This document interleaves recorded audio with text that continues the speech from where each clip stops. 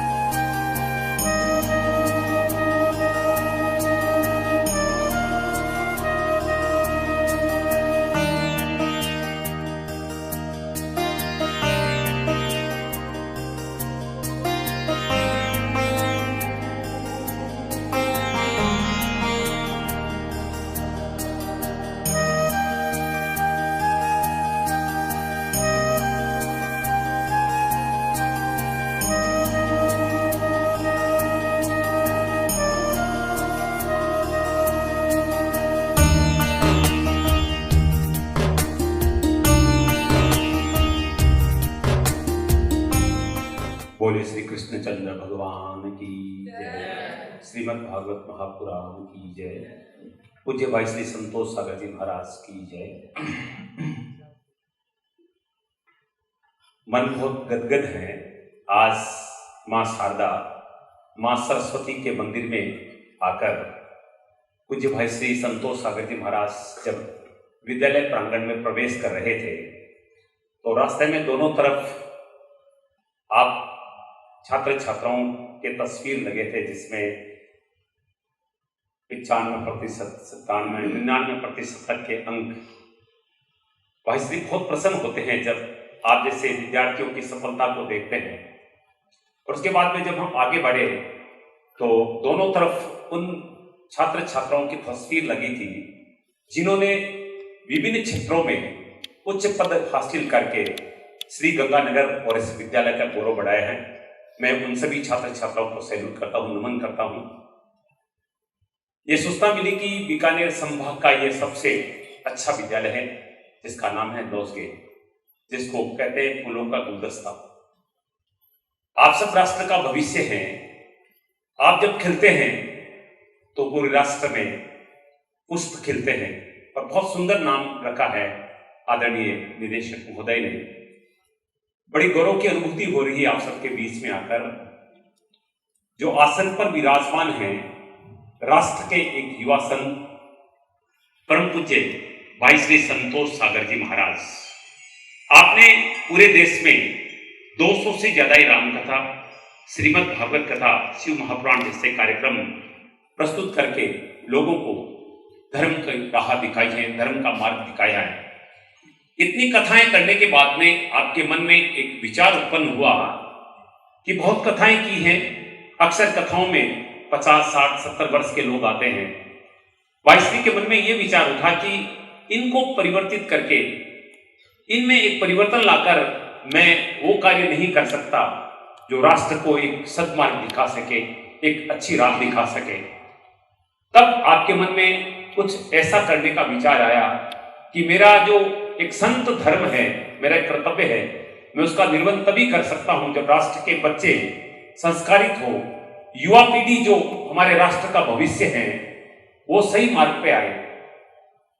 बच्चों, आप सब जानते हैं कि जो वर्तमान में जो युग चल रहा है ये विज्ञान का युग है, जिसमें हमारे सामने ऐसी ऐसी चीजें हैं जिनका उपयोग करके हम समय का बहुत अच्छा उपयोग नहीं कर पाते हैं।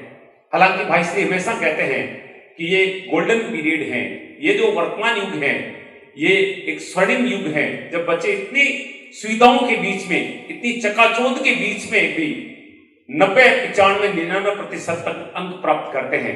जबकि आज से 40, 50 वर्ष पूर्व, 30 वर्ष पूर्व तो ये मोबाइल, ये टीवी, ये फैशन का दौर नहीं था। उस समय केवल हमारा लक्ष्य रहता था पढ़े, कमाए या सोए, मतलब अपनी जिंदगी को जिए। लेकिन इतने सब भौतिकतावादी चीजों के बीच में अगर आप 90 से 100% तक प्राप्त करते हैं तो निश्चित रूप से आप देश के हीरे हैं, आप डायमंड है, भाई श्री हमेशा कहते हैं। तो आपने एक संकल्प किया कि सनातन धर्म यात्रा पूरे राजस्थान में, हालांकि पहले मन में था कि देश में, लेकिन उन्होंने सोचा कि अपने प्रदेश से इसकी शुरुआत की जाए, जिसमें प्रातः वैदिक यज्ञ जो हमारी सनातन धर्म की आधार है, हमारे ऋषि मुनियों ने, संत महात्माओं में वैदिक यज्ञ के माध्यम से पूरे दुनिया में राष्ट्र कल्याण की, विश्व कल्याण की कामना की। प्रातः आप 7 से 9 बजे तक वैदिक यज्ञ करते हैं, उसके बाद में 9 बजे से 11 बजे तक जिस क्षेत्र में आपकी सनातन धर्म यात्रा पहुंचती है उस क्षेत्र में जाकर, विभिन्न विद्यालयों में जाकर नन्हे मुन्ने बच्चों और युवाओं को मोटिवेशन करते हैं, यानी आपको प्रेरणा देने का प्रयास करते हैं कि आपका जीवन सुंदर कैसे बन सकता है। शिक्षा के साथ साथ आप अपने परिवार, अपने समाज, अपने राष्ट्र के लिए अच्छा कैसे कर सकते हैं, ऐसा प्रयास भाई श्री करते हैं। उसके बाद में दोपहर 3 बजे से 7 बजे तक श्रीमद् भागवत कथा ज्ञान यज्ञ के माध्यम से हमारे जो समाज के लोग हैं उनको ये कर्तव्य बताते हैं कि आप अपने बच्चों को संस्कारित कैसे कर सकते हैं, हमारा धर्म क्या है, हमारा कर्तव्य क्या है। और रात्रि में राष्ट्रवादी भजनों के माध्यम से एक ऐसा सकारात्मक माहौल पैदा करने का प्रयास करते हैं जिससे हमारे पूरे दिन की जो परेशानियां हैं उनसे हम निकल कर आध्यात्मिक माहौल में जाकर अपने जीवन को सुखमय और शांतिमय बना सके। ऐसी सुंदर सनातन धर्म यात्रा आपने शुरू की। नववर्ष के प्रथम दिवस बीकानेर से ये सनातन धर्म यात्रा शुरू हुई और आज द्वितीय पड़ाव में श्री गंगानगर में आपका चतुर्थ दिवस है। और आज आप सबके बीच में आकर भाई श्री अपने आप को गदगद महसूस कर रहे हैं, गौरवान्वित महसूस कर रहे हैं। मैं ज्यादा वक्त नहीं लूंगा, आप सब भाई श्री को सुनना चाहते हैं। मैं परम पूज्य भाई श्री संतोष सागर जी महाराज के पावन श्री चरणों में नमन करते हुए आपसे निवेदन करता हूं कि इन नन्हे मुन्ने बच्चों को, इन गुलदस्तों को और ज्यादा महकाने का प्रयास करें अपने अमृत वचनों से। पूज्य भाई श्री संतोष सागर जी महाराज।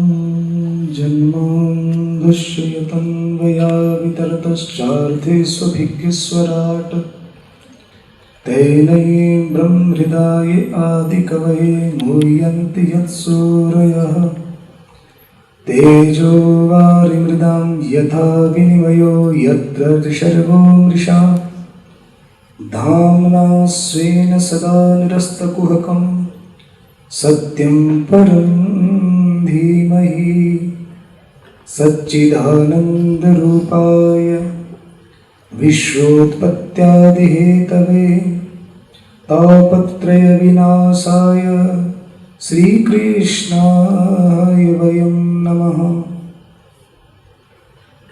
कृष्णाय वासुदेवाय हरये परमात्मने प्रणतः क्लेशनाशाय गोविन्दाय नमो नमः। गुरुर्ब्रह्मा गुरुर्विष्णु गुरुर्देवो महेश्वर गुरुर्साक्षात् परब्रह्म तस्मै श्री गुरुवे नमः। राम। सभी को मेरा प्यार भरा नमस्कार, जय श्री कृष्ण। आदरणीय सुदन सर और नोज के मैनेजमेंट ग्रुप, पधारे हुए सभी विशिष्ट अतिथिगण और मेरे प्यारे प्यारे नन्हे नन्हे गुलदस्ते की तरह महकते और मुस्कुराते हुए बच्चे। तो कई बच्चे मैं देख रहा हूँ बड़ी टेंशन में बैठे हैं। टेंशन हो रही होगी ना कि सर खाने के लिए आ गए हैं? टेंशन तो नहीं हो रही है ना कि आधे घंटा ये सर खाएंगे हैं? तो मैं तो, आप सब पढ़े लिखे लोग हैं, तो मैं तो कुछ आपसे जानने के लिए आया हूं, मिलने के लिए आया हूं। 1 साल का एक छोटा सा संकल्प मैंने किया है ईश्वर की सद प्रेरणा से कि मैं इस 1 वर्ष में कम से कम 1 लाख बच्चों से मिलूं, जुड़ूं और उनकी भावनाओं को जानूं और उनसे कुछ सीखूं। आदमी किसी भी उम्र में सीख सकता है। तो कुछ बातें मुझे आपसे करनी है। जीवन जो होता है वो बड़ा अनमोल होता है। खूब आपने मम्मी पापा और गुरुजनों से ऐसा सुना होगा। भगवान जो है, ईश्वर जो है, कहते हैं कि हर आदमी को 3 पेज की एक डायरी देकर भेजता है, 3 पेज की। और उस 3 पेज की डायरी में कहते हैं कि पहले पन्ने पर भगवान खुद लिखता है और अंत का जो लास्ट का पन्ना है उसके ऊपर भी भगवान खुद लिखता है। बीच का जो पन्ना है वो खाली छोड़ देता है। उस पे किसे लिखना है? हमें लिखना है। तो पहले पन्ने पर भगवान क्या लिखा और अंतिम पन्ने पर भगवान क्या लिखता है? जीवन और मौत। वाह, बहुत सुंदर, अद्भुत। सर आपके स्टूडेंट तो इतने इंटेलिजेंट है कि मैं क्या कहूंगा इनसे।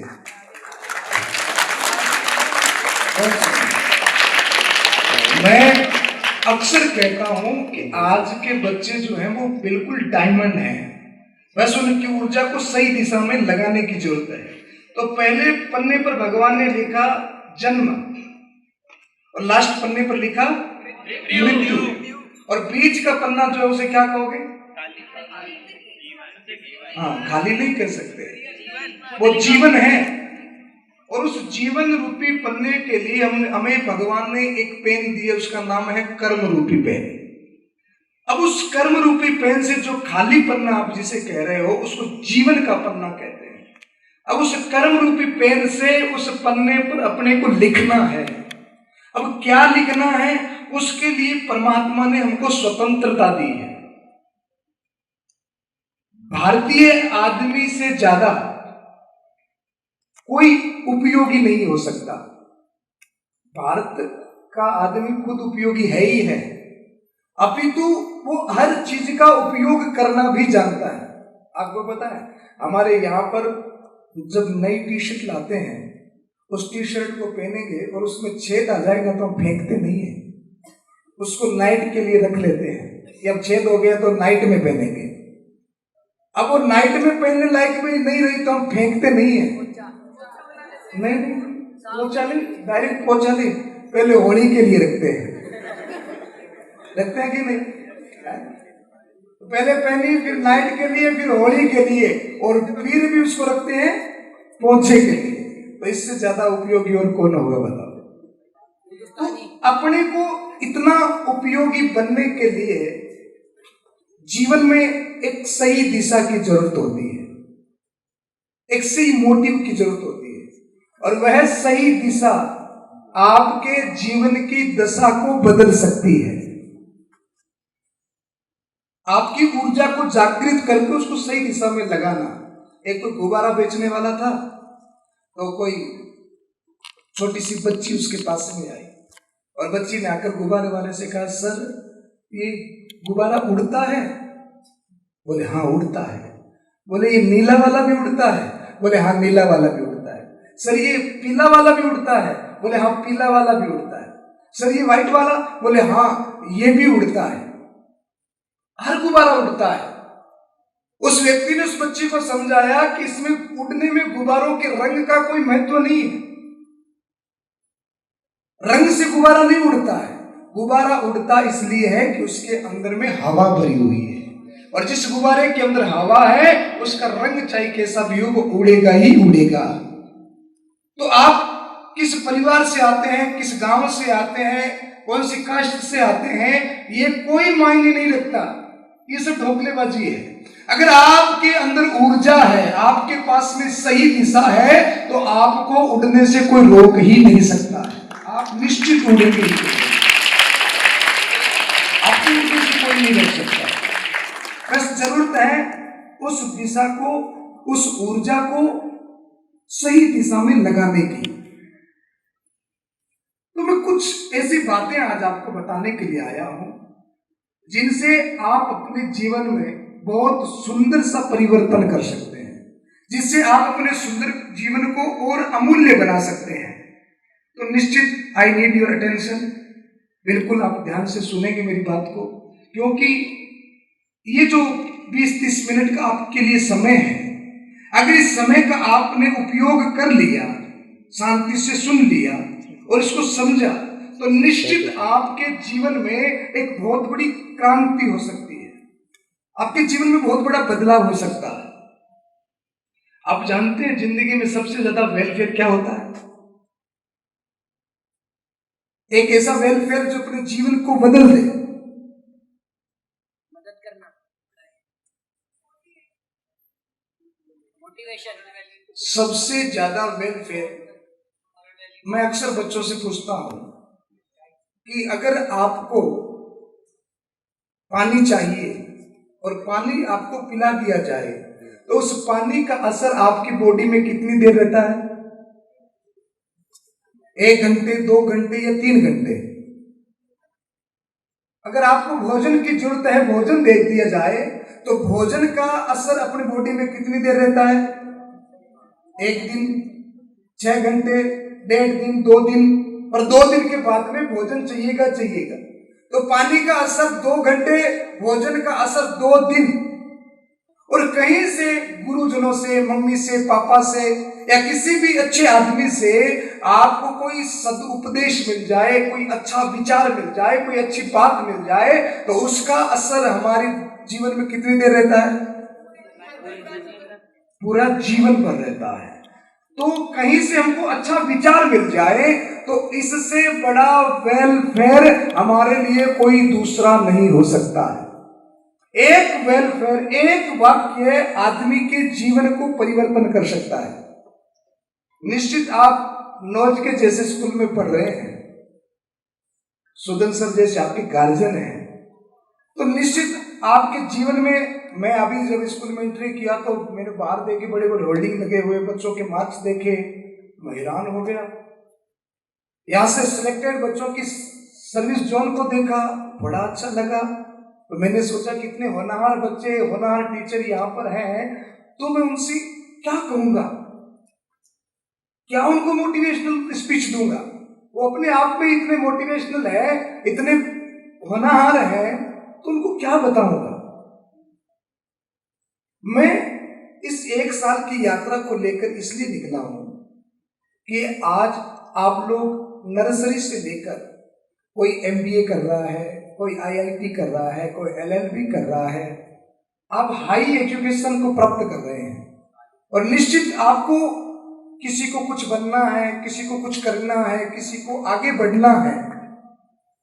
तो उस आगे बढ़ने के पीछे, उस बनने के पीछे आपका मोटिव क्या है, आपका लक्ष्य क्या है, आप क्यों बनना चाहते हैं, आप क्यों पढ़ाई कर रहे हैं, आप क्यों कुछ बनना चाहते हैं,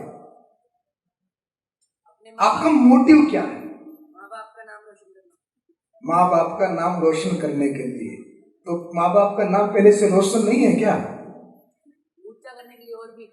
हाँ, हमारा मोटिव जो है, हमारा लक्ष्य जो है, वो सुंदर हो, अद्भुत हो, और उस सुंदर लक्ष्य को बनाने के लिए कुछ सूत्र हमारे महापुरुषों ने हमको दिए हैं, और उनमें से एक एक सूत्र भी अगर हम पकड़ लेते हैं तो हमारा मोटिव जो है पढ़ना, सक्सेस, ये सारी चीजें हैं, पर इनके पीछे हमारा मोटिव क्या है, इस चीज को हमें जानना है, इस चीज को हमें मानना है।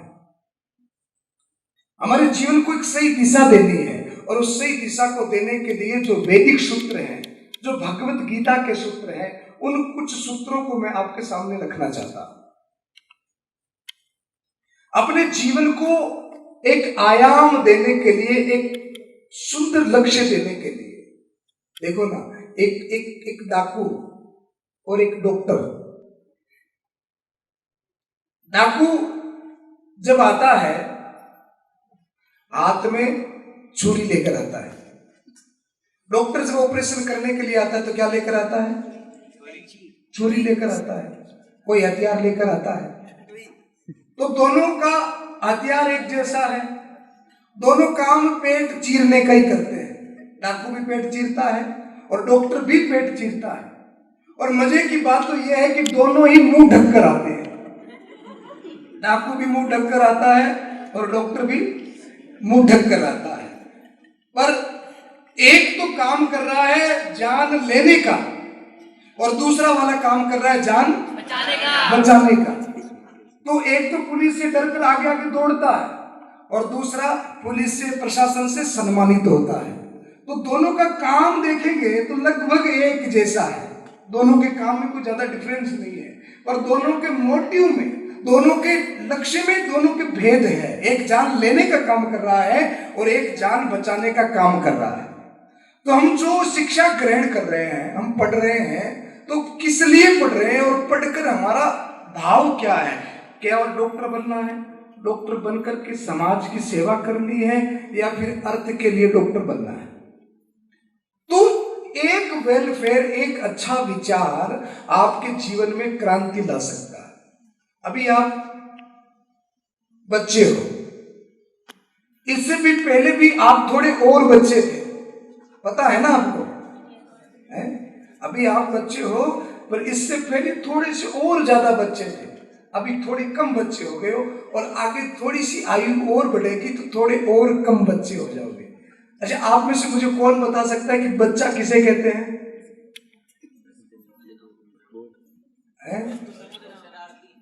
जिसकी मैच्योर थिंकिंग ना हो, जिसकी मैच्योर थिंकिंग ना हो।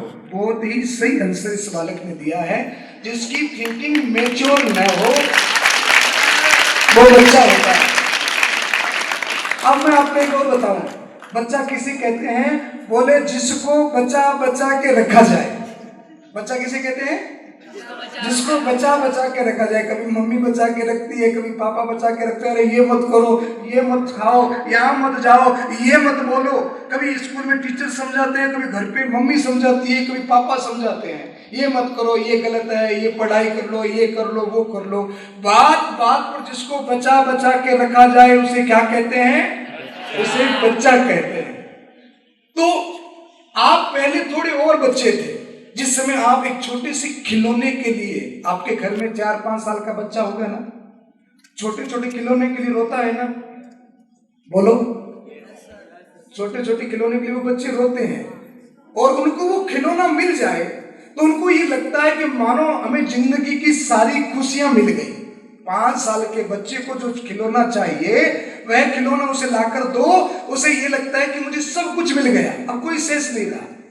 अच्छा, वही 5 साल का बच्चा जब 15 साल का हो जाता है, मैच्योर हो जाता है, अब उस बच्चे को वही खिलौना लाकर दो, वो खेलता है क्या? जिस खिलौने के लिए आप कभी रोते थे, आज आपको वही खिलौना मिल जाए तो क्या आप वैसे ही खुश होंगे जैसे पहले हुआ करते थे? अब आपको उसमें इंटरेस्ट नहीं है, अब आपको वो अच्छा नहीं लगता। क्यों? क्योंकि अब आप थोड़े से मैच्योर हो गए हैं, थोड़ी सी आपकी थॉट थिंकिंग थोड़ी सी बदल गई है। अब आपको पता है कि यार ये तो 5 रुपए का मिट्टी का खिलौना है, इससे मैं क्या करूंगा, ये तो बच्चों की खेलने की चीज है। आप अपने आप को थोड़ा सा मैच्योर और बड़ा समझने लग जाते हैं। अब आपका इंटरेस्ट किसमें है? बोले अब तो भैया बढ़िया सी साइकिल हो, बढ़िया सी बाइक हो, और बढ़िया हेयर कटिंग की हुई हो और बढ़िया ब्रांडेड शूज और कपड़े हो, है कि नहीं? अब हमारा इंटरेस्ट इसमें है कि अगर अपने वो ब्रांड के शूज मिल जाए, वो कपड़े मिल जाए, बढ़िया साइकिल मिल जाए और 2-4 घंटे मम्मी का मोबाइल मिल जाए, बस अब अपन अपनी लाइफ सेट है। और एक बात बताएं, इससे जब आप थोड़ा सा और मेच्योर हो जाते हो, आज से 10 साल बाद में जो मेच्योरिटी आपके अंदर आनी है, जो थिंकिंग में आपके बदलाव आना है, 15 साल बाद में आपको ये चीजें भी फीकी लगने लगेगी। हमारे सामने ललित सर, संजीव सर बैठे हैं, लखोटिया जी बैठे हैं, आप बड़े बड़े पद पर हैं, आप एंटीकसन में डीएसपी हैं। अब इनको कोई कहेगा कि आप ये इधर से ये कटिंग करवा लो और आप ये 3 जगह से फटी हुई जीन्स पहन लो, तो ये कहेगा क्या आप मूर्खों की जैसी बातें कर रहे हो। अब इनको ये अच्छा नहीं लगेगा, क्यों? क्योंकि अब इनकी थिंकिंग में और मैच्योरिटी आ गई है, अब और बदलाव आ गया, अब इनको उन चीजों में इंटरेस्ट नहीं रहा। तो मैं हर बालक से ये कहता हूं, हर बच्चों से ये कहता हूं कि जो मैच्योरिटी 15 साल बाद या 20 साल बाद में आनी है, आज समय की बड़ी रफ्तार है, आज पैसे का महत्व नहीं है, धन का महत्व नहीं है, आज हर आदमी के पास में पैसा है। आज सबसे ज्यादा कीमती कोई चीज है तो वो है समय। और एक दिन भी अगर हमारा व्यर्थ का जाता है तो आप निश्चित मानिए उस समय की भरपाई आप पूरे जीवन भर नहीं कर पाएंगे। तो मैं हर बालक से ये कहता हूं कि 35 की उम्र में आप अभी जिस पड़ाव में है ना, हमारे वैदिक प्रणाली में इस चीजों का नॉलेज रखना आपके जीवन में बड़ा काम आएगा। हमारी वैदिक प्रणाली में जीवन को 4 भागों में बांटा गया है, 4 भाग है जीवन के। उसमें सबसे पहला भाग है ब्रह्मचर्य का, दूसरा भाग है गृहस्थ का, तीसरा वानप्रस्थ का और चतुर्थ संन्यास का। इन चीजों को आप समझिएगा, आपके जीवन में बड़ा काम आएगा ये सूत्र। तो अपन अभी बात करते हैं सबसे पहले सूत्र की, जो कहते हैं ब्रह्मचर्य का। ये ब्रह्मचर्य का क्या होता है पता है?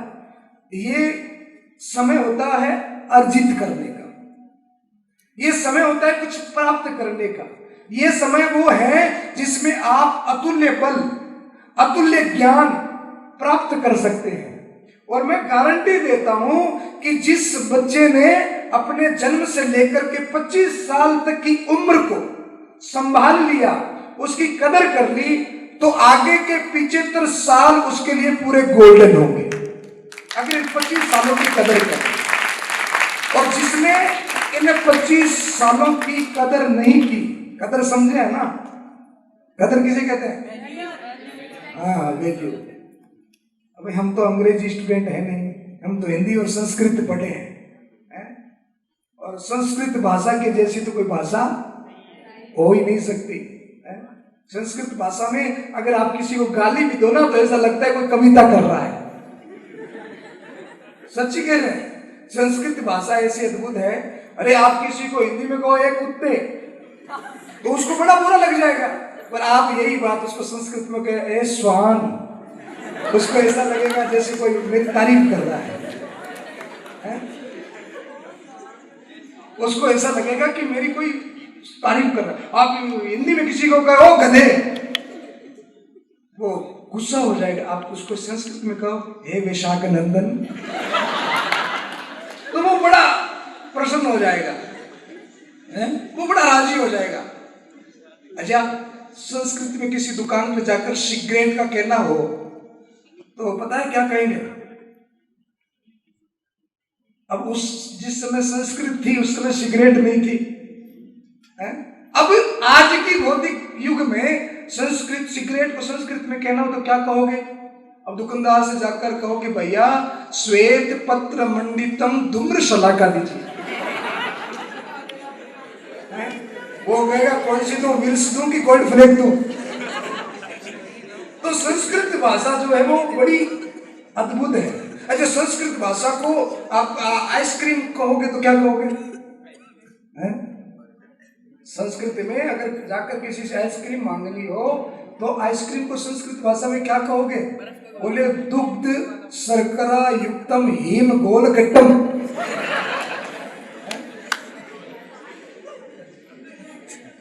अब आप कहोगे नहीं नहीं मुझे तो मैंगो फ्लेवर चाहिए, आम वाली आइसक्रीम चाहिए, तो आप क्या कहोगे? बोले आम्र दुग्ध शर्करा युक्तम गोल गट्टम। इतना कहोगे उतने में आइसक्रीम पिघल जाएगी। इतना बोलोगे उतने में आइसक्रीम पिघल जाएगी। हमारा जो जीवन है ना वो आइसक्रीम के जैसा है। आइसक्रीम मिली है, अगर आप उसका उपयोग नहीं करोगे तो आइसक्रीम क्या होगी? पिघल जाएगी। तो हमारा जीवन भी कुछ न कुछ कई मायनों में आइसक्रीम का जैसा है। अगर आप इसका इस्तेमाल नहीं करोगे तो ये जीवन भी पिघल जाएगा। तो इसका सदुपयोग करना है। अच्छा, कहते हैं बड़े बड़े लोगों से मैंने सुना है कि जीवन जो है ना वो आइसक्रीम के जैसा है, बहुत जल्दी पिघल जाता है, इसलिए जितनी करनी है मौज कर लो। क्या करनी है? आप सब मौज करना चाहते हैं? मौज कौन कौन करना चाहता है? अरे बाप रे, 2-4 जन नहीं। अब देखा देखी में सबने हाथ ऊपर कर लिए हैं? सब मौज करना चाहते हैं। पर एक उदाहरण और दे दूं मैं आपको। जीवन आइसक्रीम के जैसा है, वो पिघल जाती है, जीवन भी पिघलता है, पर मोमबत्ती भी पिघलती है। आइसक्रीम का पिघलना अलग होता है और मोमबत्ती का पिघलना अलग होता है। आइसक्रीम पिघलती है अपने हेतु और स्वार्थ के लिए, और मोमबत्ती पिघलती है दूसरों के जीवन में प्रकाश करने के लिए। अब आपको ये सोचना है, बस इतना ही होता है। तो हमें जीवन जो है ना वो आइसक्रीम के जैसा बनाना है कि मोमबत्ती के जैसा बनाना है। आइसक्रीम पिघलती है, किसी को कोई लाभ नहीं होता, पर मोमबत्ती जब पिघलती है तो वो हजारों के जीवन में प्रकाश करके जाती है। तो हमारा जीवन ऐसा उपयोगी और प्रभावी होना चाहिए कि हम दूसरों के जीवन में प्रकाश कर सकें, क्योंकि ये जीवन जो है वो पिघलना ही पिघलना है, ये जाना ही जाना है। पर जाने से पहले हम हजारों लोगों के जीवन में प्रकाश करके चले जाएं, हमारा जीवन इतना उपयोगी हो जाए कि जो हमारे पास में आए वो खुश होके जाए, ऐसा हमारा जीवन होना चाहिए। इसलिए कहता हूं कि पिघलने से पहले पहले अपने जीवन से प्रकाश करो, क्योंकि जीवन समाप्त होना। वो एक छोटी सी बात याद आ गई।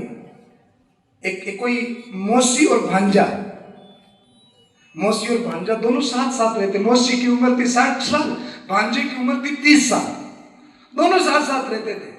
अब घर में जो 2, 4, 5 बच्चे और थे ना, तो उनकी शादियां हो रही थी। शादियां होती तो मौसी भांजे को यूं कोने लगा लगा कर कहती कि अगला तेरा नंबर है। घर में शादी होती है, बच्चा बड़ा हो जाता है, तो घर की दादियां नानियां मौसियां कहती कि नहीं कहती, इसकी शादी हो रही है, अगला तेरा नंबर है। तो आजकल के युवकों को ये बात बड़ी बुरी लगती है जब शादी की बात करते हैं। भाई क्या क्या शादी लगा रखे, अभी शादी करने की उम्र थोड़ी है। और घर में जो भी शादी होती है मौसी कोनी लगाती, अगला तेरा नंबर, अगला तेरा नंबर। बच्चा बड़ा परेशान हो गया। एक दिन घर में डेथ हो गई, कोई मर गया, मौसी पास में खड़ी थी, भांजे ने कोनी लगाई, मौसी अगला तेरा नंबर, अगला तेरा नंबर। तो मेरे कहने का मतलब है कि ये जीवन जो है ना ये पिघलना ही पिघलना है। तो इस जीवन के मूल्यों को हमें समझना है। हमारा जीवन इतना उपयोगी हो, हमारे जीवन में इतना धैर्य हो, हमारे जीवन में इतना साहस हो, पराक्रम हो। ब्रह्मचर्य की जो आयु है, आप अभी एजुकेशन लाइफ में हो, पढ़ाई कर रहे हो, और ये जो उम्र है ना आपकी, मुझे कोई बेनिफिट नहीं है। मैं यहाँ कहाँ बीकानेर से चलकर आपके पास आया हूँ, आपको बातें बता रहा हूँ, मेरे को कोई बेनिफिट नहीं है। मैं किस लिए आया हूँ? क्योंकि मुझे मेरे राष्ट्र से प्रेम है, मुझे मेरे धर्म से प्रेम है, और मुझे प्रेम है मेरे भारतवर्ष के बच्चों से, इसलिए मैं आपके पास आया। और मैं चाहता हूं कि भारत का हर एक बच्चा समृद्ध हो, ज्ञानी हो, पराक्रमी हो, ऊर्जावान हो। और आपके अंदर ये ऊर्जा, ये पराक्रम, ये जो आपके 25 साल है ना, ये मोस्ट इंपोर्टेंट है। अगर आपने इस समय को गंवा दिया तो मैं आपको निश्चित कहता हूं आपके अगले जो 75 वर्ष होंगे वो आपके दुखमय होंगे, कष्टमय होंगे। इसलिए हर एक युवा को 35 वर्ष की आयु तक एक पर्याप्त सफलता, पर्याप्त धन प्राप्त कर लेना चाहिए, एक ख्याति, एक नाम प्राप्त कर लेना चाहिए। स्वामी विवेकानंद के बारे में कौन कौन जानते हैं? निश्चित आप सब लोग जानते हैं। ये आगे जो बेटी आप नहीं जानते? आपने कहा तो नहीं।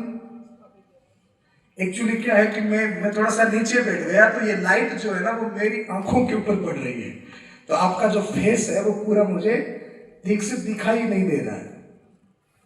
और जब फेस दिखाई नहीं देता है ना तो कई बार क्या है, डीएसपी साहब बड़ा गड़बड़ घोटाला हो जाता है। जब अब ठीक है, सामने जब कोई बात कर रहे उसका फेस नहीं दिखे तो गड़बड़ घोटाला हो जाता है।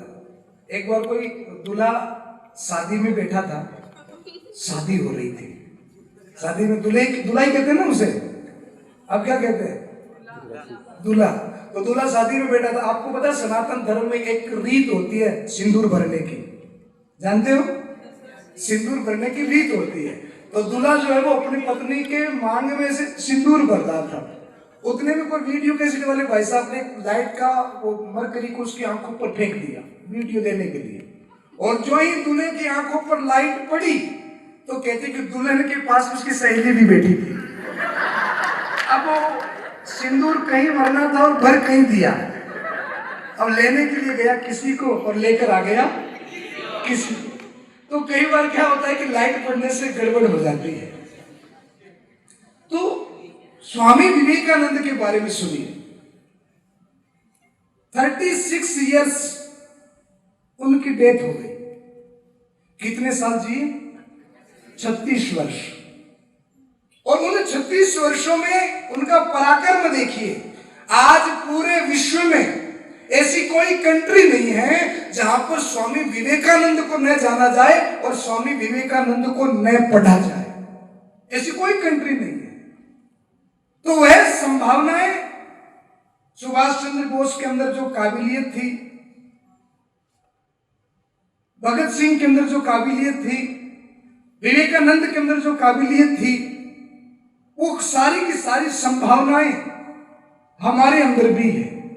आप में से ही कोई बच्चा आगे निकलकर रतन टाटा की तरह बहुत बड़ा उद्योगपति बनेगा।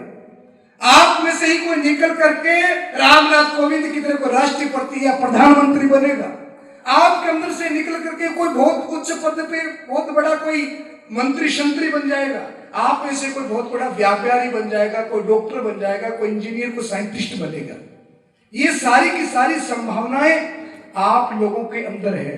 तो अपनी संभावनाओं को, अपनी ऊर्जा को, अपनी ताकत को पहचानो, इसके ऊपर फोकस करो, इसको ध्यान में रखो कि ये 25 साल हमारे लिए बहुत ज्यादा इंपॉर्टेंट है।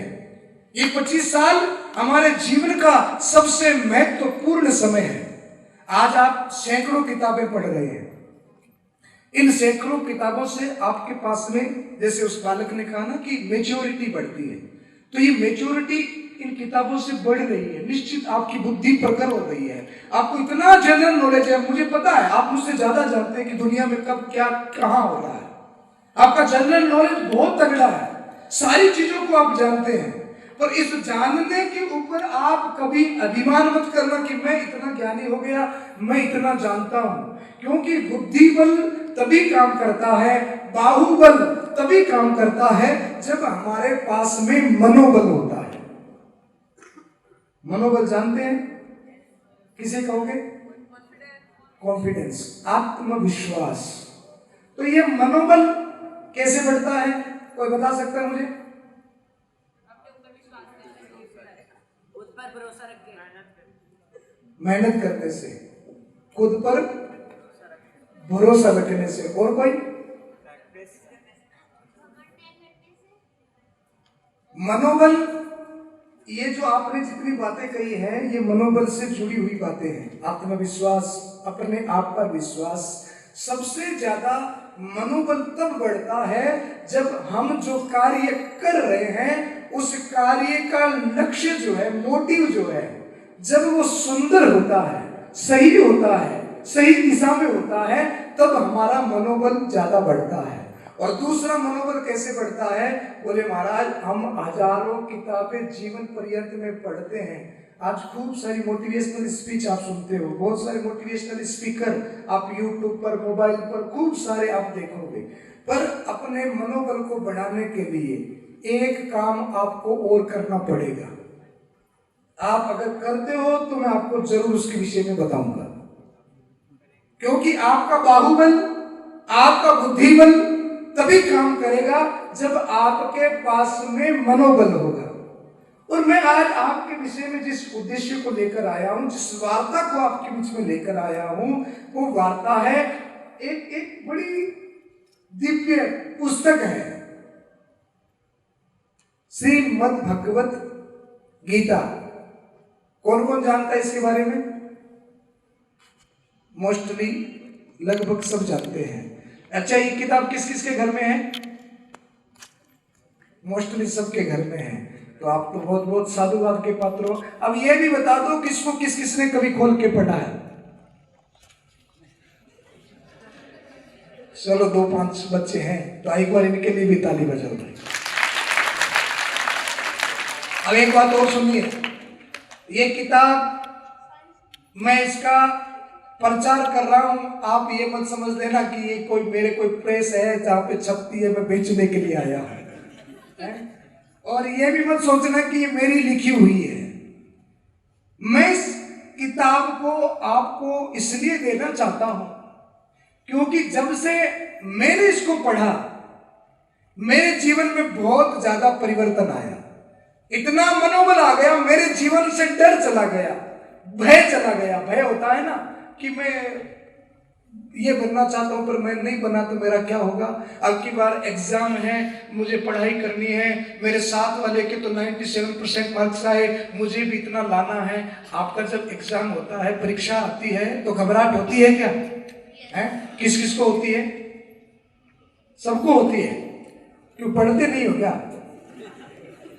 है? पढ़ाई नहीं करते हो? पढ़ाई करते हो तो फिर घबराहट कैसी है? हाँ, किसने कहा मुझे पता नहीं, पर इतना सही आंसर दिया है। घबराहट होती है कंपटीशन के लिए। और एक बात और बता दूं मैं आप सबको, आदमी सबसे ज्यादा फेलियर वही होता है जो कंपटीशन के चक्कर में पड़ जाता है। ये कंपटीशन में हम अपने आप को कमजोर बना देते हैं। ये स्पर्धा जो होती है ना, ये अपने आप को कमजोर बनाती है। अरे उसने 89 लाया ना, तो मेरे को 91 लाना है। आलो, तुम्हारी तो सुई 91 पे अटक गई। आने थे तुम्हारे 96, 97, 98, पर तुमने अपना टारगेट क्या बना लिया? 91 क्या बना लिया? तुमने खुद ही अपने आप को बांध दिया, तुमने खुद ही अपने आप की योग्यता को, प्रतिभा को रोक दिया। अरे 89 लाना था और तुमने एक ठीक बना ली, एक सोच बना ली कि मुझे 91 लाना है, समझ लो वहीं पर तुमने अपने आप को बेड़ियों में जकड़ दिया। तुम्हारे 96 आने थे, तुम्हें 99 लेना था, पर तुमने उसके साथ में स्पर्धा करके अपने आप को उसके साथ में जोड़ दिया, तुम वहीं बंद गए। स्पर्धा करनी है तो किसी दूसरे के साथ में मत करना, स्पर्धा करनी है तो अपने आप के साथ में करना। मुझे अपने आप से आगे निकलना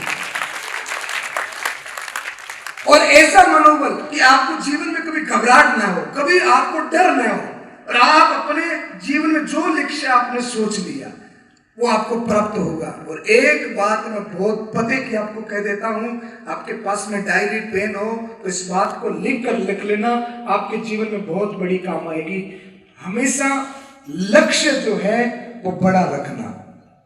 लक्ष्य क्या रखना है?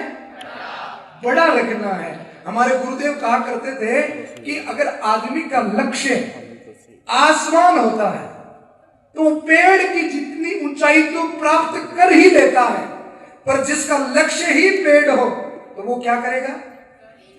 वो धरती पर ही रेंगता रहेगा।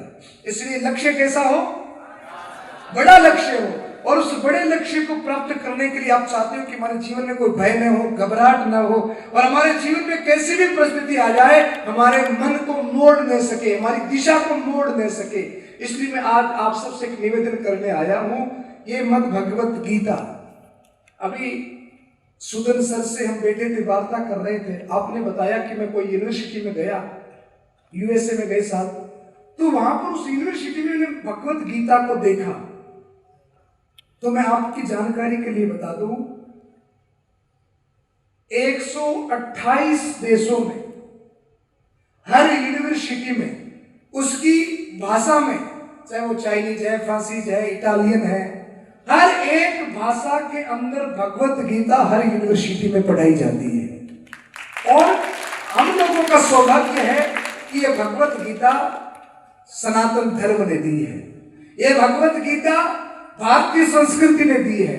आज विश्व की सबसे बड़ी संस्था नासा में अगर किसी वस्तु के ऊपर, किन्हीं ग्रंथों के ऊपर, किसी किताब पर रिसर्च होता है तो वो किताब है वेद और भगवत गीता। ये कोई साधारण किताब नहीं है, या किसी साधारण आदमी के द्वारा भी लिखी नहीं गई है। यह वह किताब है जो स्वयं भगवान कृष्ण ने लिखी है। किसने लिखी है? भगवान कृष्ण ने लिखी है। भगवान वो युग पुरुष हुए, कृष्ण वो युग पुरुष हुए जो हर परिस्थिति में मुस्कुराते रहे। भगवान कृष्ण का सबसे बड़ा वेलफेयर क्या पता है? भगवान कृष्ण हमेशा मुस्कुराते रहे, कैसी भी परिस्थिति क्यों नहीं हो, कितनी भी बड़ी परेशानी क्यों ना आई, कितना भी बड़ा संकट क्यों ना आए, पर भगवान कृष्ण ने अपनी मुस्कुराहट को कभी छोड़ा नहीं। तो हमारे जीवन में एक ये कला भी होनी चाहिए कि हमारा जो चेहरा है वो हमेशा खिला हुआ रहे, हम हमेशा मुस्कुराते हुए रहे। टेंशन, डिप्रेशन जैसी चीजें, चाहे नंबर हमारे 99 आने थे पर 68 ही आए, उसमें घबराना नहीं, उसमें चेहरे का रंग मत बदलना, उसमें भी मुस्कुराहट रखना और प्रयत्न करना कि इस बार जो लॉस किया है उसकी भरपाई अगले साल डबल करनी है। ऐसा लक्ष्य रखना, कभी घबराना नहीं। और ये मुस्कुराने का जो तोहफा है ना, कई कई बच्चे मैं देख रहा हूँ बड़े सीरियस होकर बैठे हैं। ये आईसीयू नहीं है, इतना सीरियस होने की जरूरत नहीं है। मुस्कुराहट। अच्छा आप एक बात बताओ, आपको खिला हुआ फूल पसंद है कि मुरझाया हुआ फूल पसंद है? खिला हुआ। तो आप ये मुरझाए हुए मत रहो, आप भी खिले हुए रहो, मुस्कुराते हुए रहो, क्योंकि हंसता हुआ चेहरा कोई भी मेकअप भी न किया होगा तो भी वो सुंदर लगेगा, और कितना भी मेकअप कर लो पर चेहरे पर मुस्कुराहट अगर नहीं है तो वो कभी सुंदर नहीं लग सकता। और भगवान ने केवल एकमात्र इंसान को ये गिफ्ट दिया है, कौन सा? जोर से बोलो, मुस्कुराने का। अब देखो ना, ऊंट कभी हंसता है क्या? है? ऊंट को कोई कहता है कि हंसो? गधा तो कभी हंसता ही नहीं है? तो ये हंसने का अवसर, ये मुस्कुराहट का गिफ्ट भगवान ने किसको दिया है?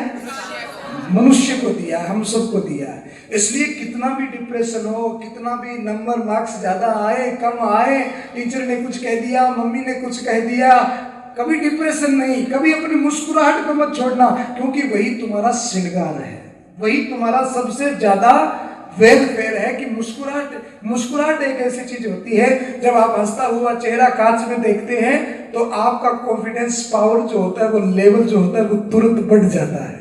और वही आप लटका हुआ सा चेहरा अपने आप का ही देखते हैं ना, तो खुद ही डिमोलाइज हो जाते हैं, खुद ही थके से हो जाते हैं। इसलिए जीवन में अपने लक्ष्य को अंदर बहुत ऊपर रखना, और उस लक्ष्य को प्राप्त करने के लिए आप 1000 किताब जीवन भर में पढ़ते हैं। तो मैं आज आप सबसे निवेदन करने के लिए आया हूं कि ये एक किताब भगवत गीता जो आपके जीवन में बहुत बड़ा परिवर्तन ला सकती है। आज बड़े बड़े यूनिवर्सिटीज में इसको पढ़ाया जाता है। क्यों? क्योंकि ये मनोबल बढ़ाने का काम करती है। आज हम देखते हैं टेलीविजन पर, अखबार में देखते हैं, बड़े बड़े हाई क्वालिफिकेटेड लोग, बहुत बड़ी योग्यता उनके पास, बहुत बड़े वो फेमस चेहरे हैं, फेमस फेस हैं, फिर भी आप देखते हो कि वो सुसाइड कर लेते हैं।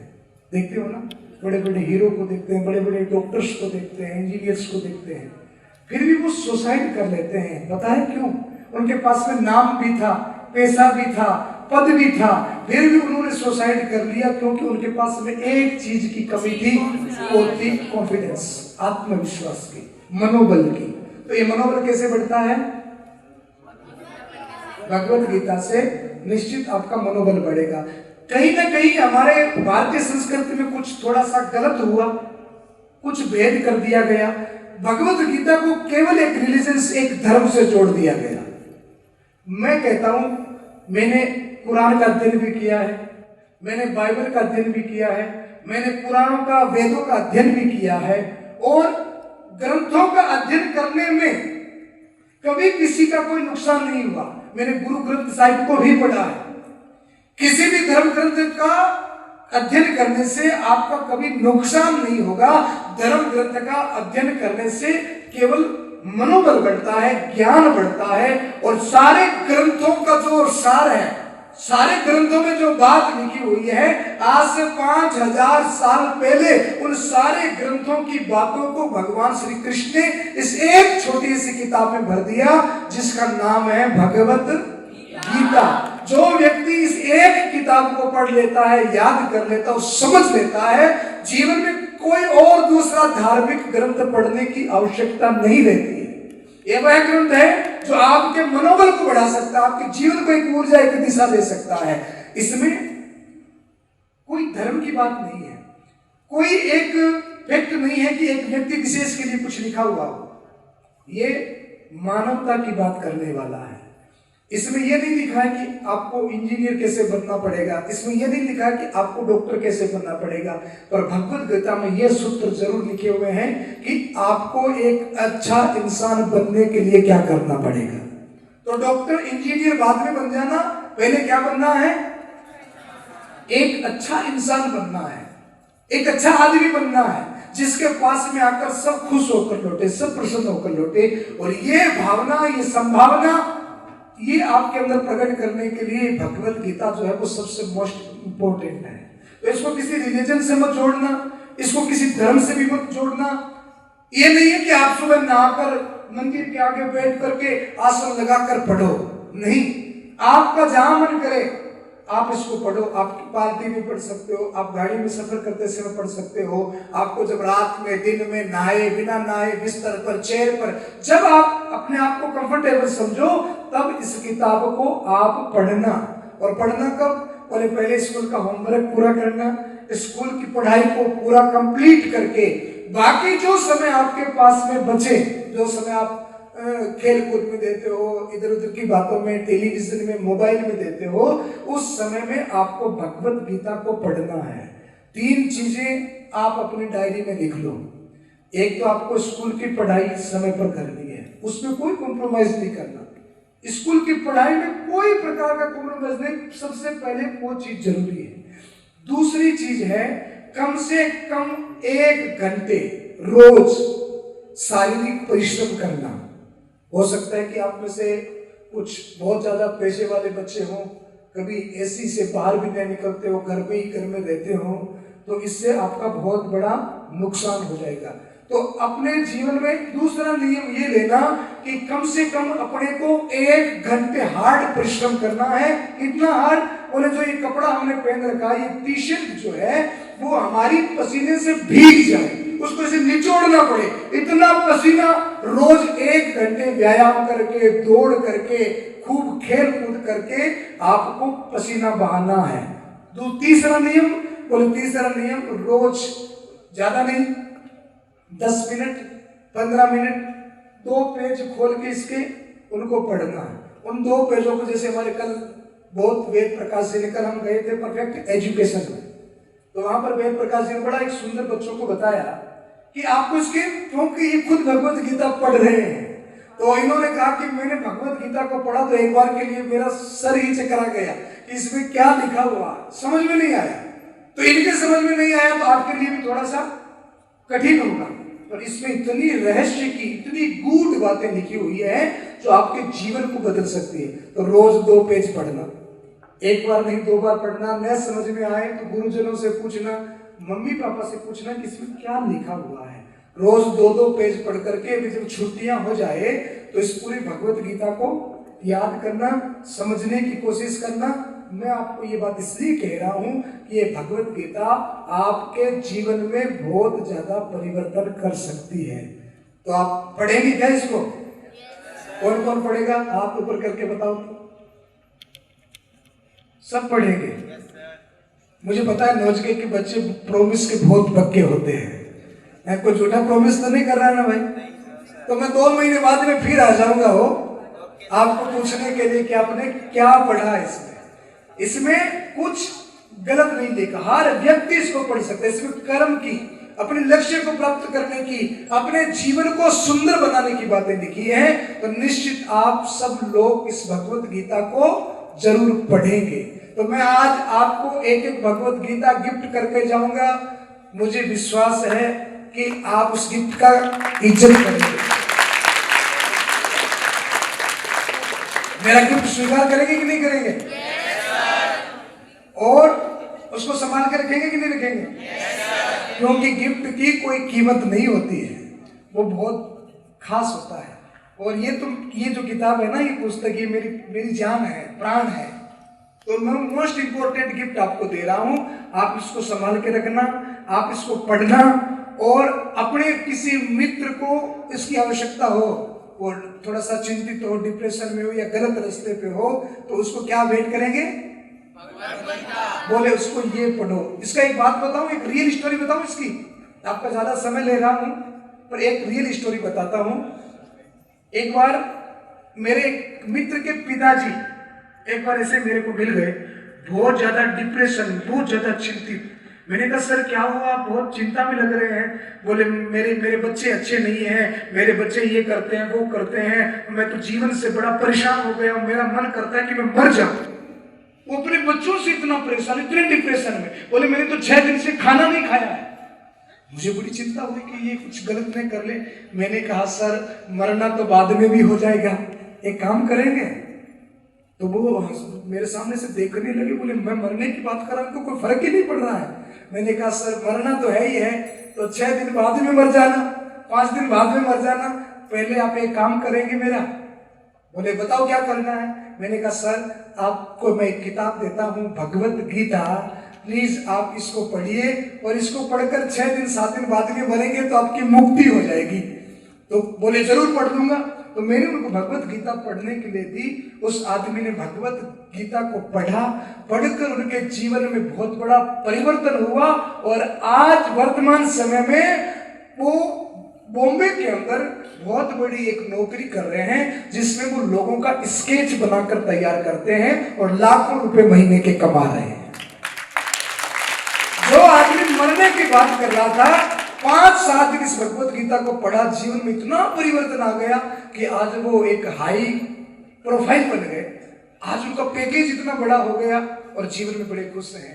तो इसलिए मैं आप सबसे हाथ जोड़ के निवेदन करूंगा कि इसको एक रिलीजन या धर्म से न जोड़ करके, ज्ञान से जोड़कर, एक दिव्य ऊर्जा से जोड़ करके अपने जीवन को मोटिवेशन देने के लिए आप सब भगवत गीता जरूर पढ़ें। और हम जैसे प्रचार कर रहे हैं अपने धर्म का, संस्कृति का, भारतीयता का, वैसे आप भी अपने कल्चर का, अपनी संस्कृति के ऊपर गौरवान्वित होवे, अपने धर्म की इज्जत करें, और भगवत गीता जो भगवान कृष्ण ने हमको दी है उस भगवत गीता का प्रचार करें। अच्छा एक बात और बता दो, लास्ट, भगवान कृष्ण से प्रेम कौन कौन करता है? सब लोग कर रहे हैं, पर भगवान कृष्ण आपसे प्रेम तब करेंगे जब आप भगवत गीता का प्रचार करेंगे। और ये मैं नहीं कह रहा हूं, भगवान श्री कृष्ण कह रहे हैं। इस भागवत जो किताब मैं आपको दे रहा हूं ना, इसका 134वां पेज, 134 का पेज निकाल कर पढ़ लेना। उस पर भगवान कृष्ण ने स्वयं ये बात लिखी है कि जो इस भगवत गीता का प्रचार करेगा, पढ़ेगा, वो मेरा सबसे प्रिय होगा। तो अब मेरे पास कहने को तो बहुत सारी बातें हैं, तो मैं अपनी वाणी को विश्राम दूंगा। टूटा फूटा जो मुझे आता था मैंने आपको बता दिया। और पुनः मैं सुदन सर का बहुत बहुत धन्यवाद करूंगा, नोज के ग्रुप का धन्यवाद करूंगा, और आप सब बच्चों के लिए मैं भगवान से प्रार्थना करूंगा कि आपका जो भी लक्ष्य है आप अपने लक्ष्य को प्राप्त करें और आपका जीवन बहुत ही सुंदर और खुशहाल हो। इसी के साथ जय श्री कृष्ण। कहे हैं अगर ये अमृत आपके अंतरात्मा में पहुंच गया तो बच्चों निश्चित रूप से आपका जीवन बहुत सुंदर बन जाएगा। अब मैं पूज्य भाई श्री संतोष सागर जी महाराज से निवेदन करूंगा कि हमारे डायरेक्टर सर हैं उनको मंच पे बुलाकर उनका सम्मान करें, उनको आशीर्वाद प्रदान करें दुपट्टा उठाकर। आज वहाँ पर थोड़े व्यस्त थे इसलिए उनका हमारे साथ आगमन नहीं हुआ। सर मैं आपको नमन करता हूँ। जब हम विद्यालय प्रांगण में आए आपके विचार सुने तो हमें ऐसा लगा कि हम किसी संत से बातचीत कर रहे हैं। इतने दिव्य विचार आपके हैं। आप बहुत भाग्यशाली हैं कि ऐसे व्यक्ति के सानिध्य में आपको शिक्षा प्राप्त हो रही है। ये निश्चित रूप से भाग्य से मिलता है। संत महात्माओं के दर्शन, अच्छे व्यक्तियों का मार्गदर्शन, ये बहुत बड़े भाग्य की बात है। आपको ऐसा विद्यालय केवल ये भव्य नहीं है, मैं कहूँगा ये विद्यालय दिव्य है और अपने आप में निश्चित रूप से हम बच्चों को वितरित करवाएंगे। मैं दो शब्द कहने के लिए डीएसपी साहब से निवेदन करूंगा कि मंच पर आए, क्योंकि बच्चे बहुत मोटिवेट होते हैं आपकी बातों से। एक बार तालियां बजाकर स्वागत करें। पुलिस अधिकारी हैं और सनातन धर्म के प्रति बहुत ज्यादा श्रद्धा रखते हैं और अपने जीवन की सफलता का सबसे बड़ा मंत्र गीता जी को मानते हैं। इसलिए मैं आपसे निवेदन करूंगा कि दो शब्द आप भी कहें। आदरणीय महाराज श्री को प्रणाम करते हुए आदरणीय सुदन साहब को प्रणाम और सभी बच्चों को नमस्कार, प्यार। आज बड़ा सौभाग्य है कि हम सभी सुदन साहब के कृपा पूर्ण सानिध्य के साथ साथ महाराज श्री का सानिध्य प्राप्त कर रहे हैं। और मैंने महाराज श्री को पहले ही बताया था, और चूंकि मेरा सौभाग्य है कि मुझे सुदन साहब से अक्सर आशीर्वाद प्राप्त होता रहता है। और 1 मिनट फोन पर बिना सोच विचार किए सुदन साहब ने बच्चों के भविष्य के लिए महाराज श्री का स्कूल में आगमन तत्काल स्वीकार किया। जबकि नोज के स्कूल का शेड्यूल और सिस्टम इतना टफ है, मैं महाराज श्री को बताना चाहूंगा कि यहाँ पर बच्चे ऑलरेडी इतने बिजी रहते हैं कि उनके बीच में समय निकालना बड़ा कठिन लगता है। हम कहते हुए बहुत बार सोचते हैं, पता नहीं आपका जो हो रहा था, आपकी जो छत्र छाया थी, उसमें मैंने सुदन साहब को फोन किया और सुदन साहब ने तत्काल बच्चों के भविष्य को देखते हुए ये स्वीकृति दी। इसके लिए मैं पूरे नोज के परिवार का आभारी हूँ और आपने जो समय निकालकर बच्चों को मार्गदर्शन दिया इसके लिए भी बिल्कुल आभार व्यक्त करता हूँ। और बच्चों से बस एक छोटी सी बात कहना चाहूँगा कि आपने बहुत सारे उदाहरणों के साथ भागवत गीता के बारे में आपने जानकारी हासिल की। मैं भी जैसा महाराज श्री ने भी बताया था, इसकी एक विस्तृत टीका आती है। ये एक प्रारंभिक पुस्तिका है। इसको एक बार जब आप पढ़ोगे तो इस पर आप हजारों लोगों ने इसकी टीका टिप्पणी व्याख्याएं अपने अपने तरीके से की है। वो जब आप इसको पढ़ना शुरू करोगे तो गूगल में और में देखोगे तो इंग्लिश, हिंदी सब भाषाओं में इसका विस्तृत विवरण आपको मिलेगा और समझने पढ़ने का बहुत बड़ा अवसर मिलेगा। महाराज श्री राम सुखदास जी की टीका साधक संजीवनी के नाम से बड़ी प्रसिद्ध है। और जैसा महाराज श्री बता रहे थे, जब मैंने पढ़ना शुरू किया तो मुझे भी यूँ लगा इतना कठिन और क्लिष्ट है, जबकि हम तो हिंदी भाषी रहे और आप तो अंग्रेजी मीडियम से पढ़ने वाले लोग हैं, तो आपको थोड़ा और जोर आएगा। लेकिन उसके पढ़ने का तरीका यही है कि हमें संकल्प लेना होगा। महाराज श्री ने हमें गिफ्ट दी है भगवद गीता की। हमें रिटर्न गिफ्ट में एक संकल्प देना है कि चाहे 2 पेज प्रतिदिन, 5 मिनट से ज्यादा नहीं लगेंगे। एक बार पढ़ोगे, 2 बार पढ़ोगे तो 10 मिनट लगेंगे, 3 बार पढ़ोगे तो 15 मिनट लगेंगे। 2 पेज प्रतिदिन अध्ययन करना ही करना है। सुबह, शाम, दोपहर, जब भी आपको सुविधा हो। आपको महाराज श्री ने छूट भी दे दी, कोई पूजा करने की आवश्यकता नहीं है, कोई नहाने धोने की आवश्यकता नहीं है। जहां जैसी सुविधा हो प्रतिदिन 2 पेज पढ़ोगे। और अगर पढ़ा हुआ फिर भी समझ नहीं आए तो अपने माता पिता से या जो घर में बुजुर्ग है या गुरुजन से इसको समझने का प्रयास करोगे। जब तक आपका ये पढ़ाई का दौर चलेगा उससे बहुत पहले आप जीवन की जो मूल चीज है, मुख्य चीज है, जीवन जीने की प्रक्रिया से अवगत हो जाओगे और जीवन को सफल बनाने में कामयाब हो पाओगे, ऐसा मुझे विश्वास है। मेरी बहुत बहुत शुभकामनाएं। आज ये जो अवसर मिला, सुदन साहब ने जो अवसर दिया, आप इस बात को और लोगों तक फैलाएं आप स्वयं जब पहले जीवन में धारण करेंगे गीता को तो आप इसके प्रचारक स्वतः स्फूर्ति बन जाएंगे। बहुत बहुत शुभकामनाएं। Thank you. बच्चों, जब भी भारतीय सरकार ने जीएसटी को लागू किया था तो एक ऐसा जो एक कर पद्धति थी जिससे बहुत सारे लोग परेशानी में आ गए थे। बड़े बड़े वकील हैं, बड़े बड़े अधिकारी भी परेशान हो गए थे। लेकिन कहते हैं कि जो सनातन धर्म से जुड़ा रहता है, जो गीता पढ़ता है, वो इस तरह की चीजों से घबराता नहीं है। और आदरणीय ललित पारिक जी ने बहुत अच्छा कार्य उस दौरान किया था। मैं आपसे निवेदन करूंगा एक बार मंच पर आप आए जरूर। बहुत अच्छे अधिकारी हैं जीएसटी के, आपके श्री गंगानगर के हैं। और चूंकि बच्चे जो हैं वो अधिकतर आरएएस की लाइन में या आईएएस की लाइन में जाना चाहते हैं, तो दो शब्द मैं आपसे निवेदन करूंगा कि प्रेरित करने के लिए बच्चों को कहें। हालांकि मैं आपसे ज्यादा मिला नहीं हूं, लेकिन आपके व्यक्तित्व से मैं बहुत प्रभावित था। स्कूल में जब आप आ रहे थे, जितने लोग रास्ते में मिले थे, सर को नमस्कार कर रहे थे, तो सम्मान उसी व्यक्ति का होता है जिसमें कुछ गुण होते हैं। तो मैं सर से निवेदन करके दो शब्द आप जरूर कह देता हूं। महाराज श्री को प्रणाम।